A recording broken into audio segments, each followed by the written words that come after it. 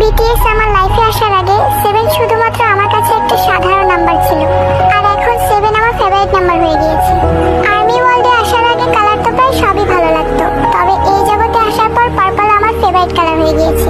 BTS army হওয়ার আগে online ফ্রেন্ডের উপর ভরসা ছিল না, কিন্তু বিটিএস আর্মি হওয়ার পর অনলাইন আর্মি ফ্রেন্ডস এখন আমার ফ্যামিলি হয়ে গিয়েছে। বিটিএস কে চেনার আগে সাউথ কোরিয়া নামক কান্ট্রিটার প্রতি আমার কোনো ইন্টারেস্ট ছিল না, কিন্তু বিটিএস আর্মি হওয়ার পর সাউথ কোরিয়া আমার ফেভারিট কান্ট্রি হয়ে গিয়েছে। বিটিএস কে লাইফে আনার আগে নিজেকে যে কোনো কারোর সাথে কম্পেয়ার করতাম, কিন্তু বিটিএস কে লাইফে আনার পর তারা নিজেকে ভালোবাসতে শিখিয়েছে।